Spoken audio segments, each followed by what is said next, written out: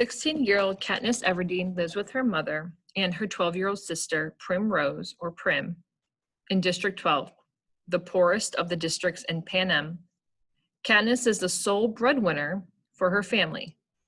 Taking special care to protect her sister, it is Primrose's first year and Katniss's fourth year to participate in the Reaping, a drawing that determines which children will be tributes in a battle to the death. Excerpt from The Hunger Games by Susan Collins. The rule of the Hunger Games are simple. In punishment for the uprising, each of the 12 districts must provide one girl and one boy called tributes to participate. The 24 tributes will be imprisoned in a vast outdoor arena that could hold anything from a burning desert to a frozen wasteland. Over a period of several weeks, the competitors must fight to the death. The last tribute standing wins. Taking the kids from our district, forcing them to kill one another while we watch. This is a capital's way of reminding us how totally we are at their mercy or power. How little chance we would stand of surviving another rebellion. Whatever words they use, the real message is clear. Look how we take your children and sacrifice them, and there's nothing you can do. If you lift a finger, we will destroy every last one of you, just as we did in District 13. To make it as humiliating as well as torturous, the Capitol requires us to treat the Hunger Games as a festivity, a sporting event, pitting every district against the others. The last tribute alive receives a life of ease back home, and their district will be showered with prizes, largely consisting of food. All year, the Capitol will show the winning district gifts of grain and oil and even delicacies like sugar, while the rest of us battle starvation. It is both a time of repentance and a time for thanks, intones the mayor. Then he reads the list of the past District 12 victors. In 74 years, we have had exactly 2. Only one is still alive, Hamish Abernathy, a paunchy middle-aged man who at this moment appears hollering something unintelligible, staggers on stage and falls into the third chair. He's drunk, very. The crowd responds with its token applause, but he's confused and tries to give Effie Trinket a big hug, which she barely manages to fend off. The mayor looks distressed. Since all of this is being televised, right now District 12 is the laughing stock of Pan Am, and he knows it. He quickly tries to pull the attention back to the Reaping by introducing Effie Trinket. Bright and bubbly as ever, Effie Trinket trots to the podium and gives her signature. Happy Hunger Games, and may the odds be ever in your favor.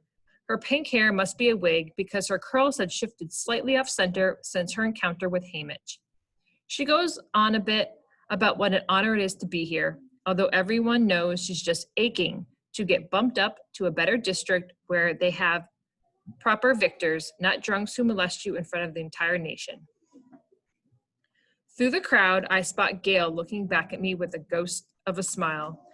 As Reapings go, this one at least has a slight entertainment factor, but suddenly I am thinking of Gail and his 42 names in that big glass ball and how the odds are not in his favor, not compared to a lot of the boys. And maybe he's thinking the same thing about me because his face darkens and he turns away. But there are still thousands of slips. I wish I could whisper to him. It's time for the drawing.